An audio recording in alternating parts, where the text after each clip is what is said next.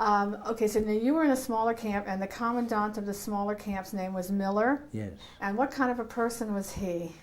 This Miller is so, he was every couple of days he killed people, just like that. So once he killed some people because from the Baustelle, from the workplace, Meister means the head from the company, which he works for, like Siemens company. He complained these Jewish people, they are lazy, they didn't want to work. He killed 7 people there.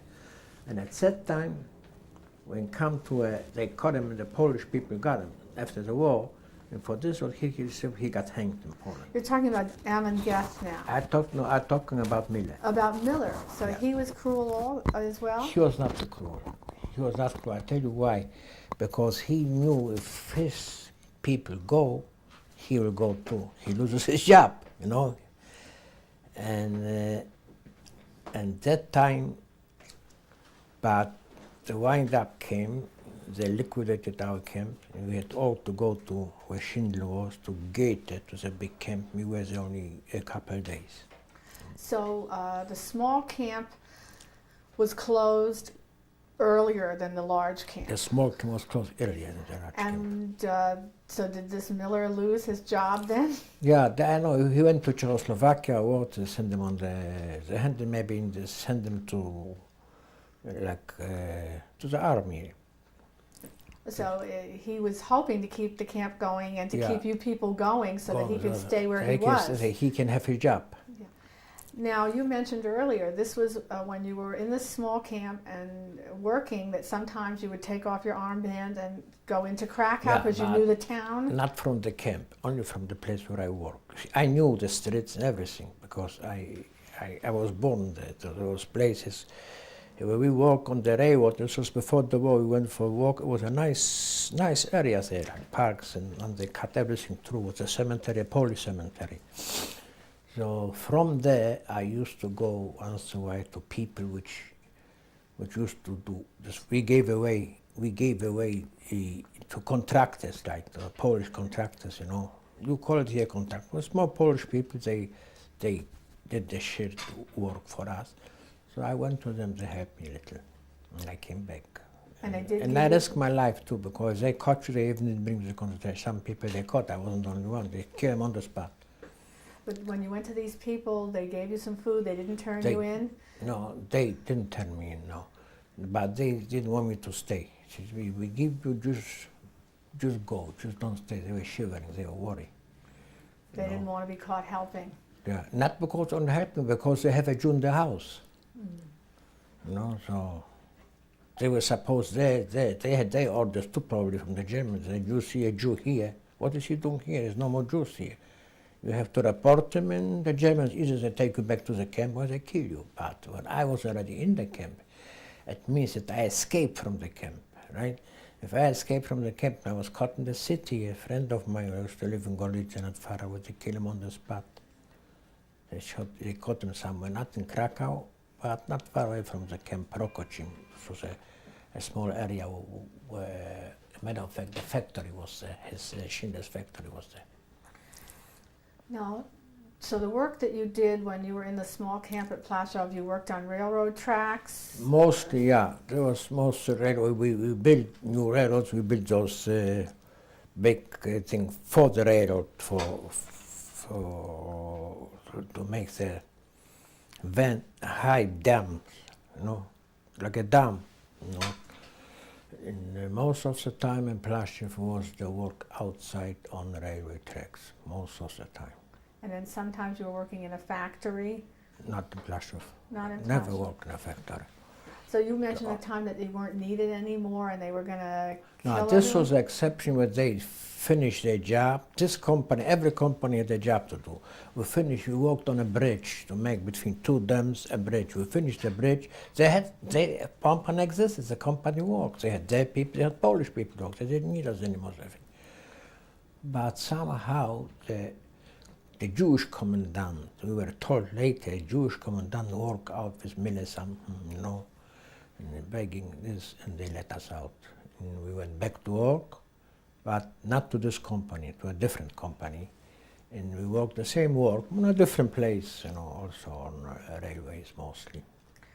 So then they needed less labor. Is that why they closed the small camp? Yeah, the small camp, the small camp, the company has to pay money for us, but we didn't get the money. The company paid the money. In the beginning, in Plaza, we get a little couple of dollars, very little.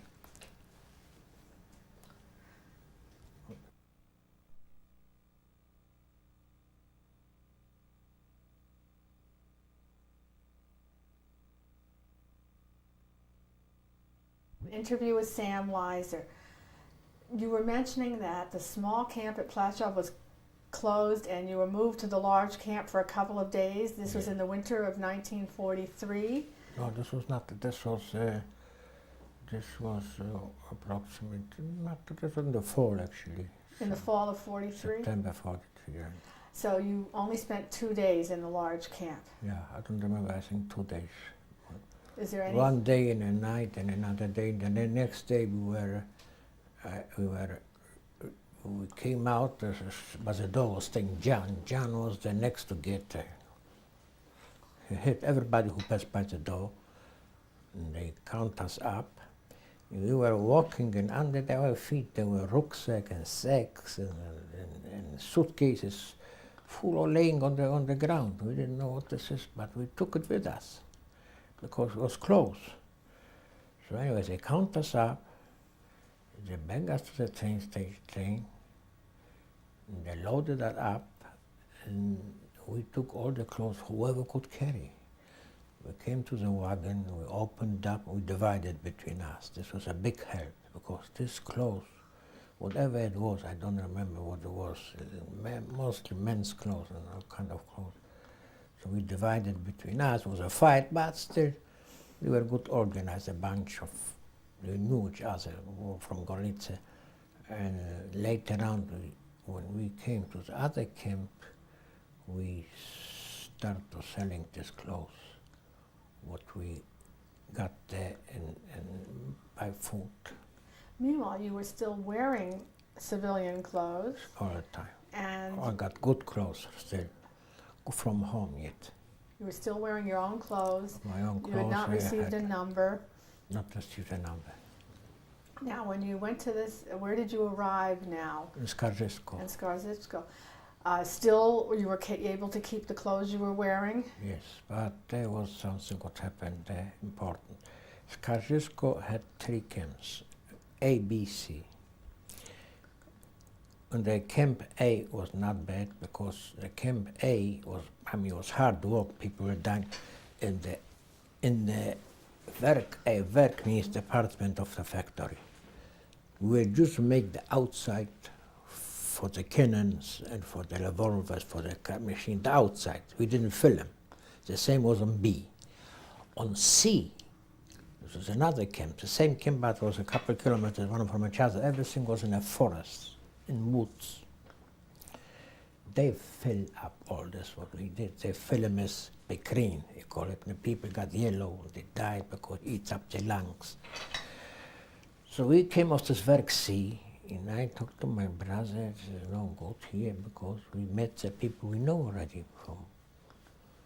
So when you first got there, you were assigned to work C. To work C. We sleep one night in work C, and they took us to work, and all our clothes, our junk were left in the barrack. We had just to go to work, we come back. They came to work, they say they need 200 people to go to work A. So everybody was, not everybody knew at that time. Now I know what work A is. I said to my brother, it's no good, he is dead. Here we finish, let's go to work A. So I went to a Jewish policeman, I took out from my shoe $10, or zlotys, I think, $10, and I gave, I said, let me, my brother, put me in there to go to work A, out from here. We were sure they take us out, they bring us to the barrack, we take our clothes, and we go. They brought us to work A, but our junk, what was for us, it was a fortune, it was $1 million, all our clothes and our reserve clothes, what we got, stayed there in the barrack. We didn't see the barracks anymore. They took us, we were walking maybe 5-6 kilometers to the other camp. But the wind-up is that, thanks God that we went there, because in Svet, a lot of our people died.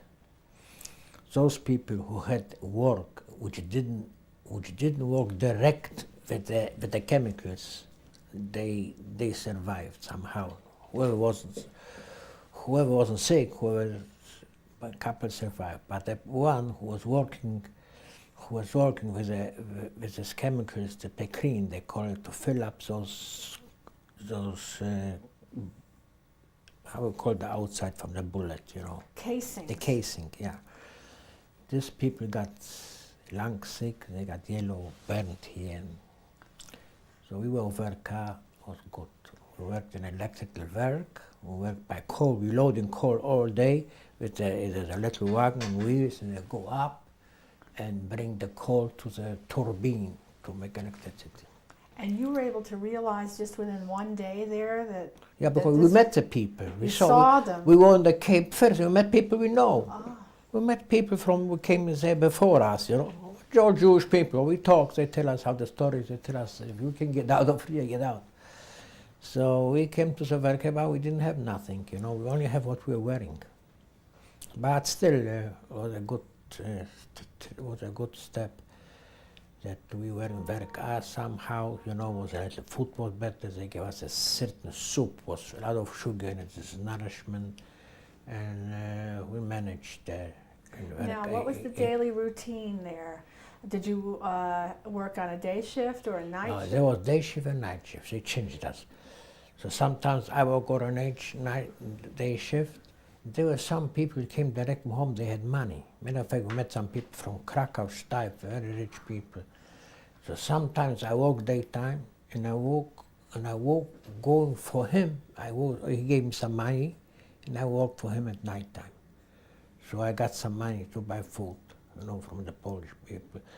So sometimes I work for them quite a couple times in order to make some money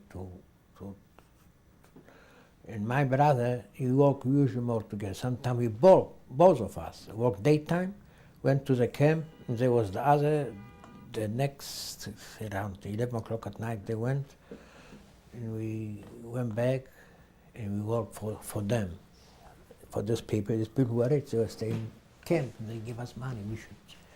We should work for them, we should replace them.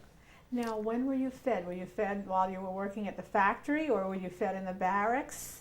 You get your food? No, your food of work, all the food was given, the bread was given in the barracks, but the soup was given to a big kitchen, was given in the factory, on the place you work. Now, when you were working in the factory, was it all Jewish workers, or were there some Polish? Polish, a lot of Polish. A lot of Polish, we work together. There's some Polish help a little, not many, but some Polish, you know, bring a piece of bread or something and so on. You know, some Polish also, they had to finish a job and they work on a Sunday. With the Polacks, I worked for him on a Sunday, put in, you know, there were big pipes, you have to put in some casing between the pipes. I worked for him, he gave me some bread, and so. Were women working there too, women and men? Yeah, women and men, but the women were working mostly inside the factory. They make those, what do you say? The bullets, the casing, yeah. They make the casing for revolvers and for big guns. There was one work was very tough, the one who were working, making the big casing for the, for the big guns, you know. This was very hard work. It was very hard work. A lot of people died there. But this was very hard work. Work with fire, and the casing came out still red. They had to grab it with a thing and put it on the side. But this was very hard work. They picked up strong people for that, but still, they were right across me. I was in electricity work, and across this work, I saw these people working there, Polish and the Jewish people. And did you always have the same job there? I was there, lucky-wise. I had all the same job. All the same job in this electrical work, and this was you know, keep me alive, because it was fine coal, you know, had fine coal, little pieces. It was easy to grab with a shovel, you know. We loaded, the shower and pushed the button, went up. And what happened once is the elevator went up. There was a hole. My brother, he knew what, I don't know how come, he ran over from, this is the elevator, was here. He ran over to the other side. I don't know for what he ran over, I don't know. Here was the factory, the electrical van. He was an empty spot, he was the call. He ran over for something. In the meantime, the elevator came down on him. When the elevator went down, we start screaming to the people upstairs. This was Polish people running. We start screaming. Either he didn't hear us or he didn't know what we were screaming for. He just heard screaming.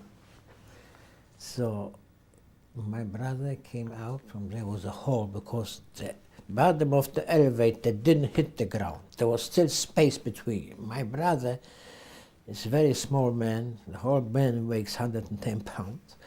And he came out, just he had hurt, he had a swollen head. He was staying in camp, they put compressors on him, so, and he survived. But a bigger man would be squashed to death. Somehow he put in such a position. This was work the only bad thing what happened. And, Now, of who course, were the we're starving. overseers or the foremen there that were in charge of the factory? Yeah, there were for all plenty. There was Polish foreman, there was one German, he was the head of salt factory, I forgot his name. And how were they treating the Jews? Who? The foreman, the German foreman and the Poles, how were they treating the workers? The German foreman just came once in a while, start screaming and think, you know, he was in a uniform, SA uniform. There's SS, there is SA, Sturmabteilung, a yellow uniform. I forgot his name, I knew his name. And he just came screaming, you know, not on your nuts, on the Polacks, then he gave orders to fix that, and to do this. Inside, mostly inside. But now there's nothing to give orders. The call was there, yet, but in the factory he gave the Polish people orders and screaming and sometimes beating up somebody. And how were the Polish people treating the Jewish workers? The Polish people, they're anti-Semites, so they saw no. Some Polish people helped a little. Some of them, but most of them they didn't help us. They didn't help us. Some of them they saw like somebody would say, you know, they are dead people and we leave them alone. So. Now, what about back in the barracks? Who was in charge back in the barracks? Oh, back in the barrack was a German. I mean, a German. He had a hump. We call him. I forgot his name, but he is known. He had a hump, and he was always every couple of days, he'd pick up some people and shot. He get too weak, or he didn't look good, or he was bent, or he looked bad, or he shot, every couple of days, he shot people. In the VTS, every couple of days, they had a selection, they call it. They had the people, whoever he didn't like, was another German, then in C was another German. I say C is in Polish, practically C. And this hump, I got his name. In this hump, he was there. My brother was, once they had clothes, to give out clothes. I don't know where they had the clothes from some other Jewish camp. And whoever needs some clothes should come, stay in the line. Okay? I didn't go, my brother went for clothes. He put a duck on him, just like that. He hit somebody, the duck was on, he was always with a duck. My brother was bitten in a couple of places. After he was bitten, the blood was running, he says, come on. He took him in and gave him the best clothes. But first of all, he had to beat him up and see where the dog bite him in the foot. Here, he had torn the pants, the blood was running. And then he said, he was satisfied. Then he said, come on, you Jew bastard. And he took him in, he gave him clothes. And then he came to the barrack, he put some stuff on it. Now, when they made these selections in Work C, Yeah. did they kill them right there on the spot? No, they killed him on the spot. No, not in camp. They took him out of the camp to the spot. Into They the killed forest him. Yeah. and killed them. They didn't transport them away. They killed them. No, they killed him. They killed him on the spot, out of the fence. And the same thing in Work A when they selected Back someone they who killed was him in weak. the, no, they killed him in the camp. Back In A the was camp. no room. Right in front of everyone? Back A was, our place was not on the forest, it was more open, was houses there. So they just dig a hole and they killed him. And put him in the hole, They put him in the hole and they killed him. right in front of people. Yeah, they killed him. So He the was whole always killed, he said. Right, I looked through the window, he always says, he was old man, he had a gun, always he held the gun with two hands. He held the gun with two guns, he killed people. now the whole time you were in Skaržisko, you now remained in work A and I remember work did the same work. Yeah, till I went to the other camp. Right, and that was probably about in the fall of 1944 that Skaržisko was closed and everyone was sent. Everyone was sent. We went from there to another, to Częstochowa. And did the same kind of factory work in Częstochowa? The Częstochowa was also mostly. I work always was more or less the same kind of work. Was sometimes digging, straightening out things, prepared for the railways. Mostly, I was some work inside. I was in the factories. I was mostly outside. You were working outside in Częstochowa? Yeah, in Częstochowa. There was a factory from Częstochowa. There was a factory that they make from potatoes, like you got here the potato chips.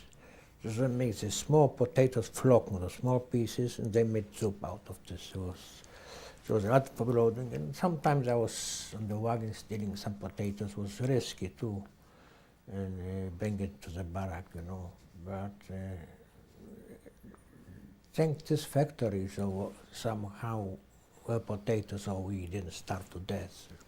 Many people died there too. I'm talking about Częstochowa now. Yes. Now your brother was still with you in Częstochowa? All the time. And was he working with you? Yeah. Always basically outside, because this was in the winter. Yeah, this was in the outside. We were working outside. Did All you the time still outside. just have the clothes you had on? I still have the clothes we had on. But nothing But terribly... then it started, you know, just was only one thing in Skaržisko, so we had, you know, in Częstochowa, no more. But in Skaržisko, we went once a week, 1 and 2 weeks, to take a shower, and the clothes went into a steam which killed the lice. Because there were lice in Lice, Skaržisko? yeah, and Plaszów was a lot of lice. But that's why, yeah, in Plaszów, can I go back Sure. to one thing? Sure. In Plaszów in the summer, break out the typhoid. When the typhoid broke out, almost half died on the typhoid. Now, we were lucky. My brother got the typhoid. I was still around. I was still okay, and I brought him some from the kitchen, still here. They brought him something to eat. Then, as soon as he got up, you know, when we got up, we were so weak we couldn't walk. But we walked somehow. We had to walk. Two people were holding you walk, because you know if you don't walk, they kill you. You know, they shoot. He got up. I got sick. We're still in Plaszów. We still have very little money, so.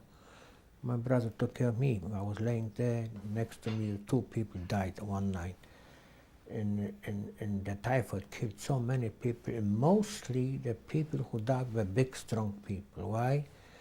So the doctor, a Jewish doctor, Katz was his name. He said because the big people, the temperature was much higher than by the weak, small people. They died before they died. Big people. Strong people, I mean, husky, died, and this was in Plaszów. You know, I forgot to tell you about when I was talking about Plaszów. And so then, when you had the lice in Skaržisko, and after that, you had already had typhoid. No, the typhoid was in Plaszów. In Plaszów, but in other words, once you have it, you don't get it again. And Plaszów was the worst of lice, because in Plaszów, we had a washroom to wash ourselves, cold water, nothing is cold water. We took a shower in cold water. People were lazy, people were sick, people were weak. If people were weak, so they didn't wash themselves because they were cold, frozen, and even summertime was cold, ice water. But whoever kept himself clean, keep clean. The other one was lice, plenty lice. Till they come to Skaržisko. Skaržisko helped so much that the people had to go to the shower, and their clothes went into the steam, such a steam oven, and they cleaned out. They came out clean. After a couple of days, the lice showed up again. And Częstochowa was bad also. Częstochowa we didn't have we had a shower, cold shower, but we didn't have this system to clean the clothes. You know, it was also a lot of lice. Bad in Częstochowa was bad. But once you had already had the typhoid and survived, you Yeah. didn't get it a second time, even if there were lice.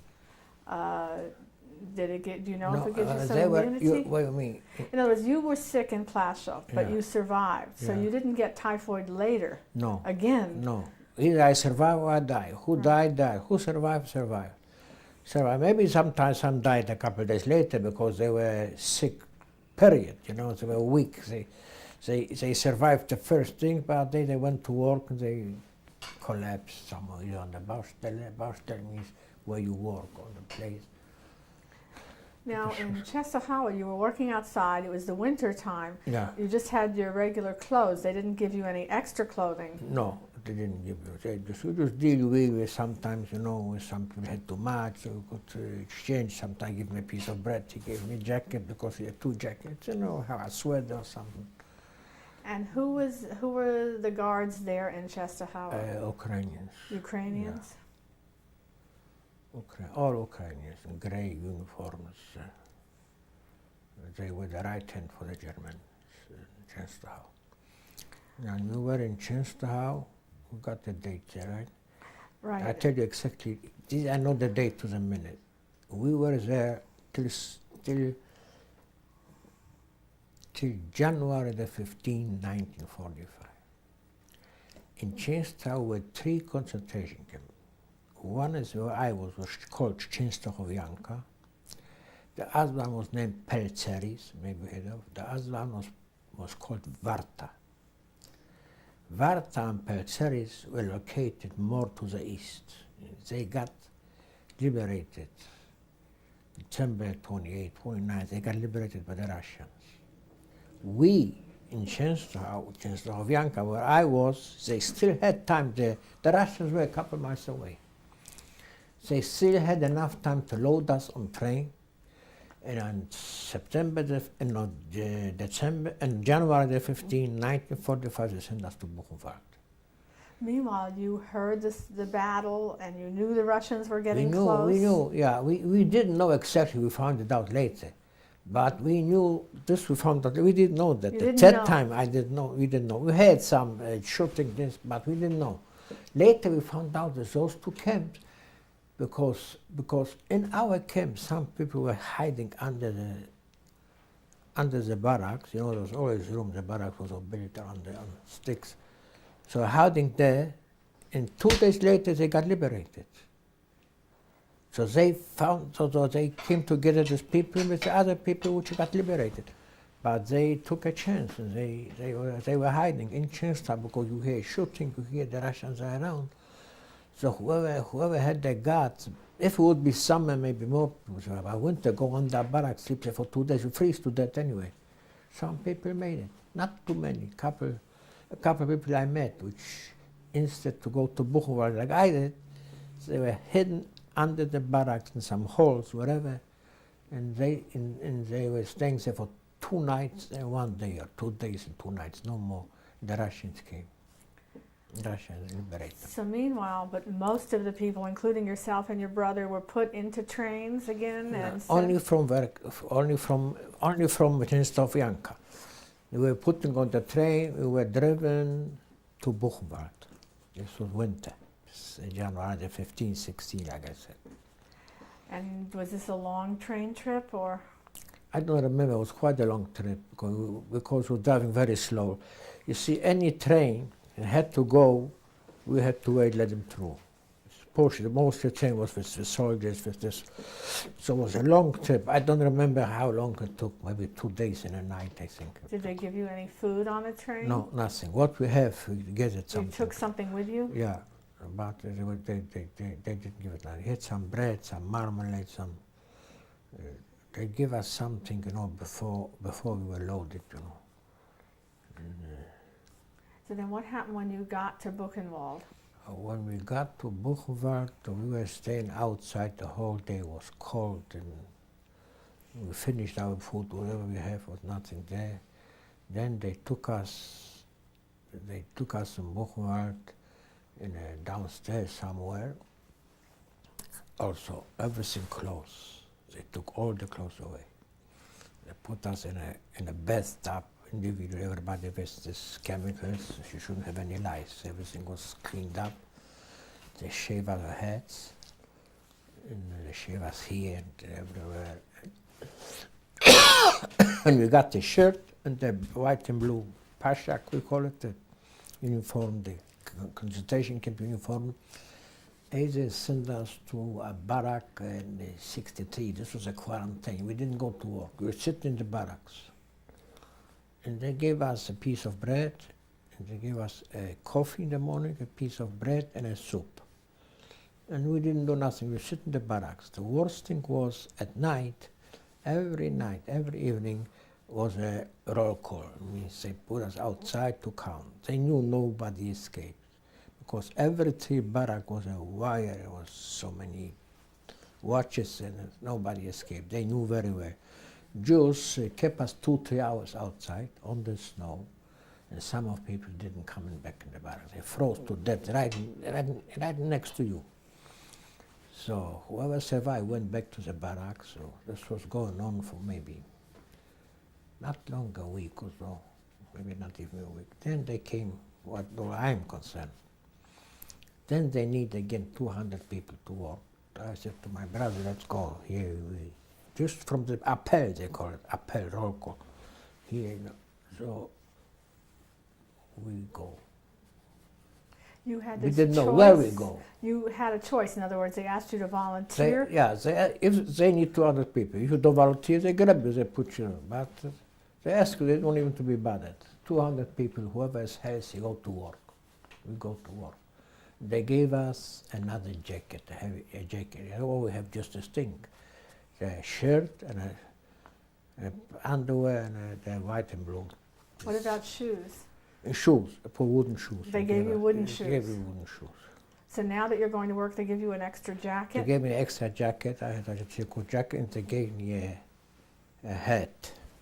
Did they give you a number while you were in Buchenwald? Yeah, they gave us numbers here, but they didn't put them in. It was too late at Yes. that. They didn't put it in here. This is the number, was 114,507, I think.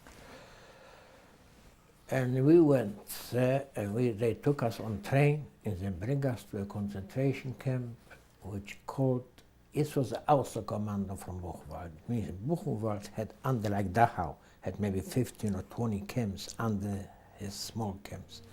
This belongs to Buchenwald, and this was a factory where this was Black Mountains, and the Black Mountains, and I don't know how they call them, rocks, you know, such a, and they made the V, V2. V2 is Faustform, German. They built the rockets when they were shooting from Canal La Manche. You call it the English Channel. You call it the Canal La Manche was in France, and they shoot across the canal, they bomb land. This was the factory. But we didn't work in the factory itself, only Germans worked in the factory.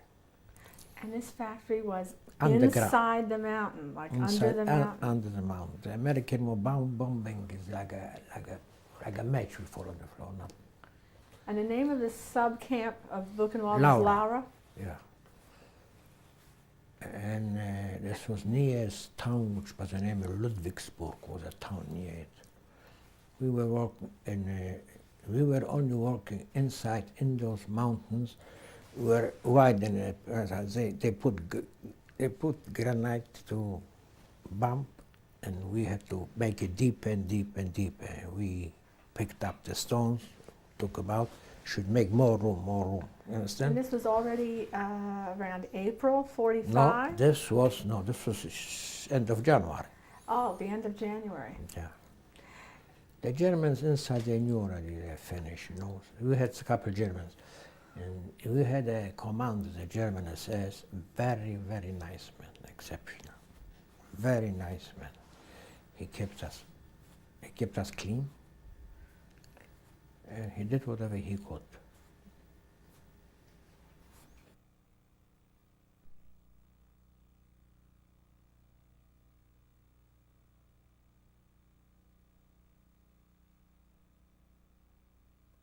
It is April 28th, 1996.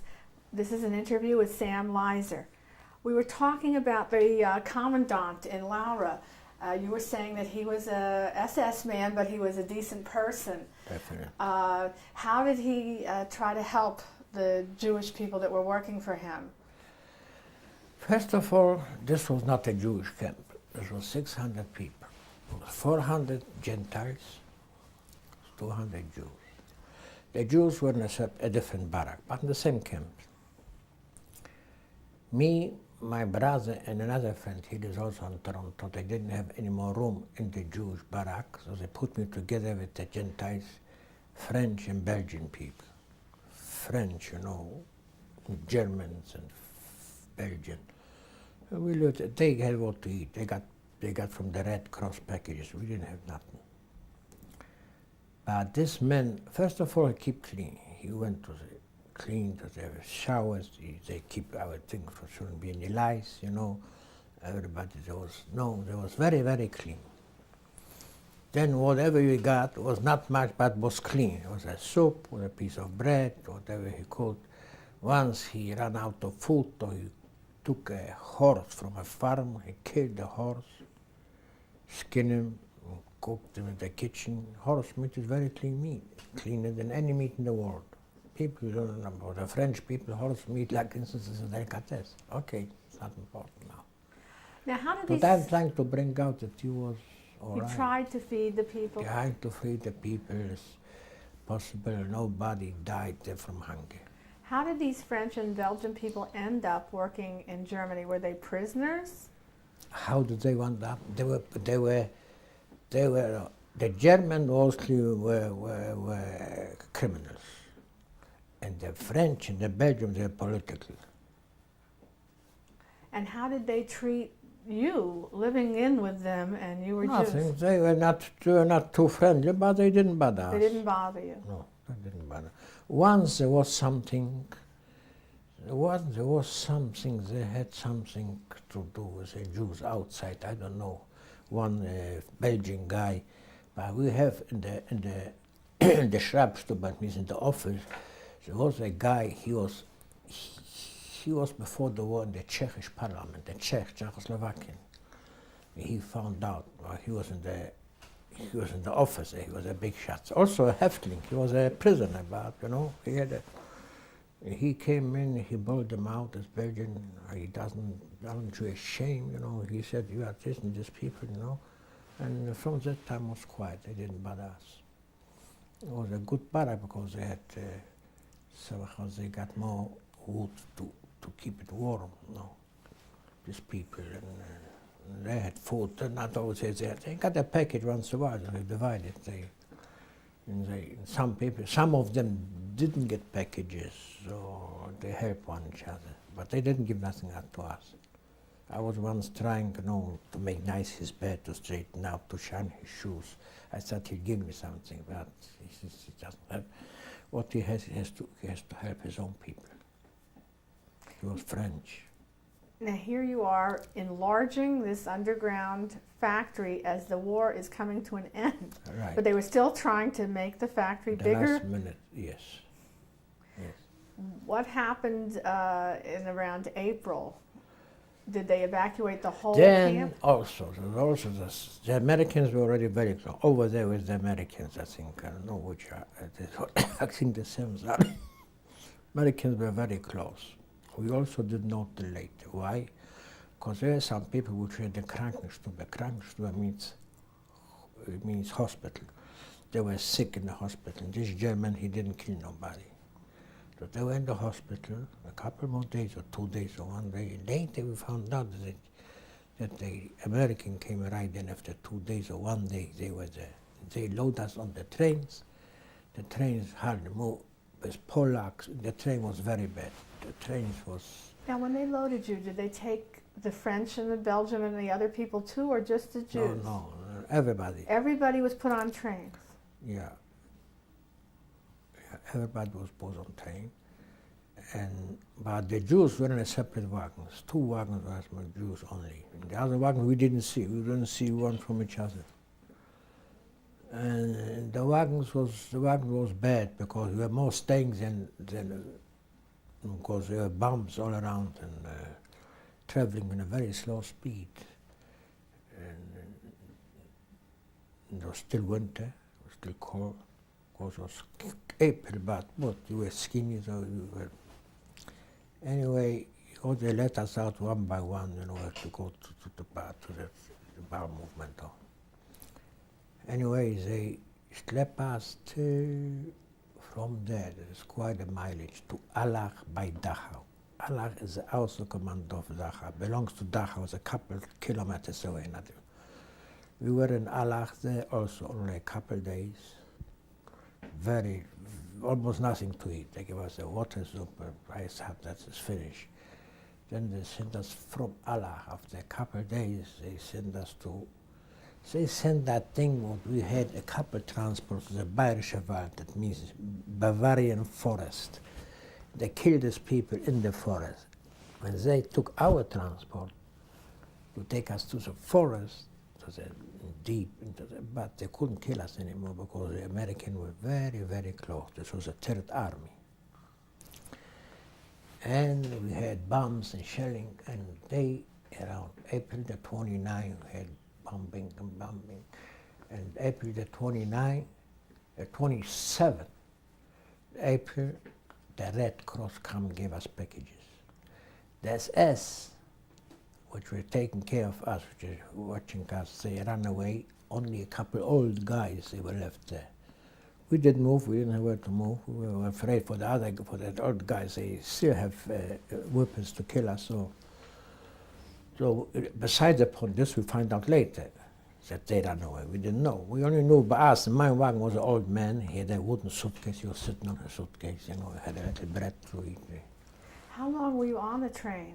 2 days, I think. We were more than 2 days. 2 days and 2 nights, something like that. I wouldn't remember And that. then the Red Cross came and Then the gave Red you Cross some came food? before the Americans. But we knew the Red Cross, they let in the Red Cross because they were hungry themselves. And gave us packages, and the packages, you know, were good. You know, was cheese, crackers, was honey, cookies, some candies. So a package was about this size. So we knew we are already liberated. So they allowed us. We got those packages, and 2 days later, a day later, the American came. Most of the Germans ran away. The old ones, maybe 10 of them were still around.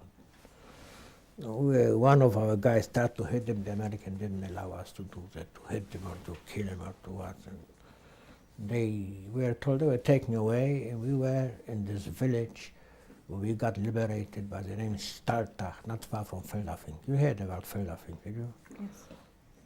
We were there a couple of days, and the Americans saw we started, you know, go to the Germans, and beating up Germans, and stealing and this, you know, we're wild, hungry. They round us up just like the Germans. The Americans round us up, put up on trucks, and take us to Feldafing. We came to Feldafing, you know, so they gave us the German uniform with our pajamas, and took our clothes away, burned it. Because we were already again there, you know, from the traveling and this. Then we stayed in Feldafing a couple of weeks. I was there quite a couple of weeks and started to organize a little bit. And then came a friend of mine. He says, this friend of mine, he was also in Buchenwald, but I didn't see him, he didn't see me. This was a march from Buchenwald, which is known all over the world. This is the biggest march, the biggest death march. They went up from Buchenwald, a couple thousand people and a couple hundred, survived. He came to a certain place also in Bavaria, on the other side of Bavaria. He ran away, he was hidden by a German woman. He says, I am but a German woman there, and I have everything to eat and to sleep. Come with me. When we sit in the camp, we start handling. He took me out. What about your brother? And my brother, in the meantime, with another friend, my brother went to Poland and to Romania. He went to Poland to, of course, he saw maybe he would find somebody from the family. He was there, but he didn't find nobody. Then he came back and we settled down we settled down for a short while in this small town in Germany. Later I went to Munich, and I left Munich for a while. And I went back there to this city where I was before, and I opened up a store there. What city? And that I opened up. A friend of mine had a store, and he was going to Australia. So I bought the store from him, textile. What city was this? Straubing, Niederbayern. Niederbayern means in Lower Bavaria. Meanwhile, how did you have the money to buy the store from him?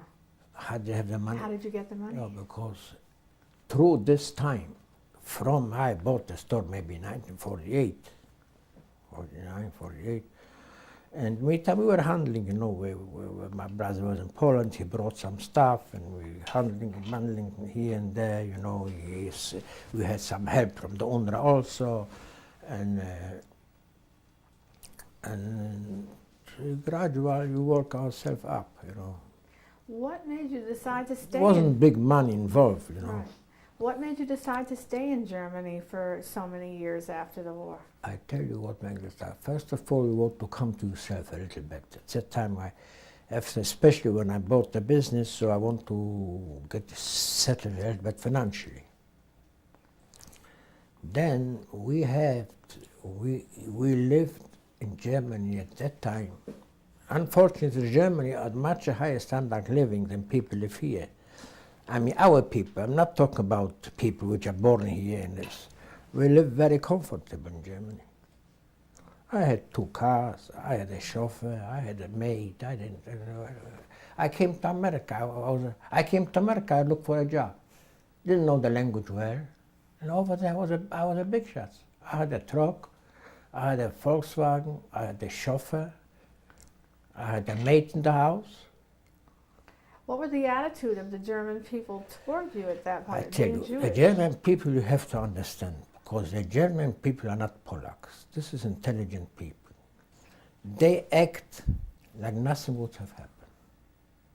We don't know nothing. We are the best friend of Jews. We don't know nothing, most of them. Some of them, so they were polite. They were not, first of all, they were low. They were, you know, we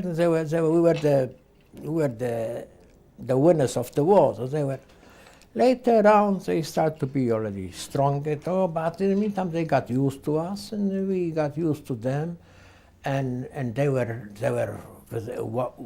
nice. And a nation from 70 million people, you cannot say 70 million people. It's not that I'm saying there's not decent people with them. I'm not trying to take their part. I said because the columns is they all knew, all of them knew. There's no one who say that no. Has nothing to do with the camps and nothing. They all knew what happens. They all knew from the concentration camp, because either his brother or his sister or his father or whoever, somebody was mixed into this business, and everybody knew was no. And they said they knew, but they are not supposed to talk. Okay, they're not supposed to talk, but they all knew. But I don't say that all of them agreed with it.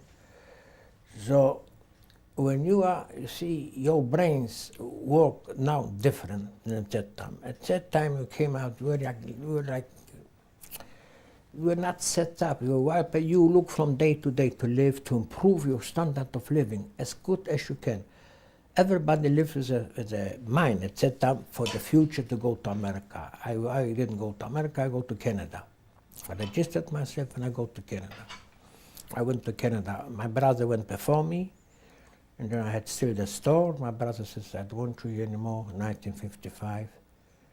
My brother went 1950. 5 years he was with me. He was in Rhineland. He was dealing with steel, you know. And Rhineland, this is northern Germany, all the factories from knives and the best steel, and there was Zollingen it's called. And I was here in Bavaria doing the business in this textile. Then 1950, he decided he doesn't want to be anymore in Germany. He went to Canada. And then he says there was no me also, so I was still staying in the business. I couldn't get rid of it so fast. And besides that, I had a good living. So anyway, I make sure I made my papers. It took time too. In 1955, I think in April, I went to Toronto, Canada. I was in Toronto, Canada until 1962. 1958, I got married. I went to Israel. I got married. My wife didn't like Canada. So we left Canada, we came to New York. What were you doing in Canada? In Canada, we had a dry cleaning, laundry and dry cleaning business. In the beginning, nothing. I had nothing. I worked. There was a So ship. you had to give up all that wealth in Germany and all start the over wealth in again. Germany and start over again. Work. I had bosses over my head, and but you know, some people were nice. Some, but my brother said, "Listen, that's the way you start here. That's the way you start." Now, when you went to Israel, this was just on a vacation No. that you met your wife? No, it wasn't just a vacation. I'll be honest with you. Some people, they don't want to admit it. You see, when we were in Canada, a decent Canadian girl didn't want even to go out. She did me a favor, she go out with me for a day. Why? Because I'm a refugee. I'm a greenhorn. I don't know the language. Who the hell are you? A decent Canadian girl, halfway good looking. You're talking about a Jewish Canadian girl? Strictly Jewish, I'm talking. I wouldn't go with shiksas. What do I need Right. shiksas for? Plain Jewish girls. Shiksas we could go for one night, but not for. We're not children, we can talk. So I says, I got sick and tired. I went out with a girl.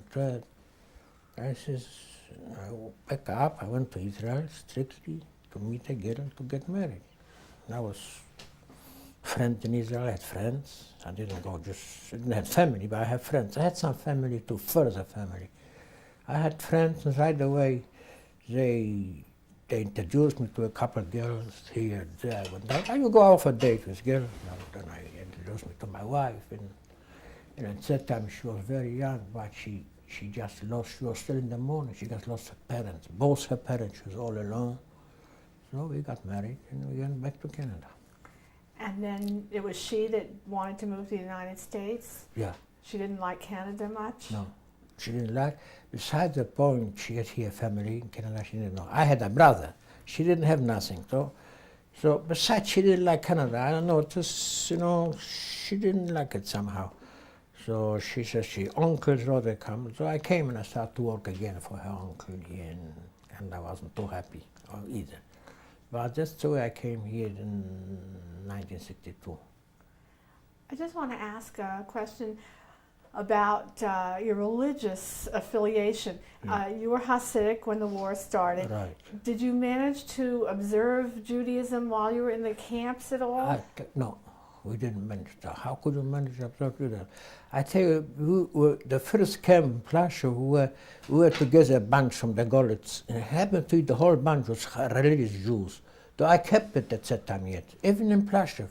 I even fasted one Yom Kippur in Plaszow, and this we kept up whatever we could. We ate potatoes, but then you couldn't do it anymore. So these people are religious, they stay religious, and I got mad at God. It is a very poor expression, but I don't mean really the full meaning of the word. But I do say if this could happen to thousands, millions of innocent people, God saw in Egypt what happened, so he took them out, right? Now Egypt was a paradise, in the full meaning of the word. I'm responsible for what I say. God shouldn't punish me for that. That Egypt was a paradise in comparison to the concentration camp in the West. 17 people came down to Egypt. Jacob and 17 people, with the kids, with the grandchildren. They went out 600,000. Then the Talmud said, the Torah, the Bible. I learned a lot. That means that they went out from Egypt very rich. They had a lot of gold and everything. What did we went up with? Then they had trouble in the desert because there was not enough water. So they start crying to God. Don't you remember our answer to another? The good fish what we ate in Egypt, and here we are in the desert. Tof lanu it's better for us, לעבוד למצרים, to work for the Mitzrayim, instead to die in the desert, they said. So it was not so bad. How could it be so bad? So Rashi said there were Shisha Beker there. The woman had 6 children in one shot. God provide all this. And here 6 million Jews, you have 12 million Jews, 6 million Jews in Europe, or 6 million Jews died. What kind of death? So you ask, and you still ask me to be religious. I am still up to a certain limit religious. You know why? Because it's in you already, in the traditions, like it would be in your blood, not only in your mind. So you go to synagogue, you want to commute with Jews, you want to be in a community together with Jews. So then I say, praying. I used to pray. I say, I don't know, this praying helps. Because the way we prayed in 1940, the way Jewish people prayed, they never prayed in their life, not even by the temple. We prayed to God so strong for help, you know, 1939, nothing helped. But one thing God's supposed to do, the Jewish people, to love one each other and to help one each other. Maybe this God will recognize, but the praying is that worth a penny, not a penny. The praying helps so much that it keeps our community together. We come to the synagogue, we pray, at the same time we give tzedakah, we organize some good things, we bring up our children as Jews, you know, which is important, to bring up as Jews, religious and not religious. This is important. The praying alone to God, what does it help? Nothing will help. What will help is that we should stick together, help one each other, love each other. One Jew should know that he's a Jew, he should support another Jew as much as he can. This is important. More than the praying. To help a Jew, to like a Jew, and to support. That is important. The praying, in my opinion, who am I to say? This is in my mind. I don't say, I'm just talking to you because you are here for interview. But I wouldn't tell it to nobody to say, don't pray. Pray. I pray too. Because this is already automatic, and all half of it by heart. As important as we have to stick together, help one each other. This is important. This one keeps us going. Otherwise, and another thing, not to intermarriage. You know what the rabbi says? 51% of marriages are intermarriage. And only from those 50%, only 15% are Jewish children. The rest are not Jewish. You know what that means? 51%. I said, Rabbi, I went to the rabbi after the synagogue. I went, Rabbi, don't you think this was a couple of years ago, maybe 2 years ago, he had the speech. Today is even more than 51%. So I said to him, don't you think it's a little bit exaggerated? It is 51% under marriage in Jewish people in America? He says, Sam, don't argue with me. This is a statistic from the B'nai B'rith of whoever. I didn't say it on my own. Oh, this is important, not to intermarriage. Marry Jew, bring up Jewish children in Jewish faith. More religious, less religious, more. This is important. That's the only way that we in support Israel.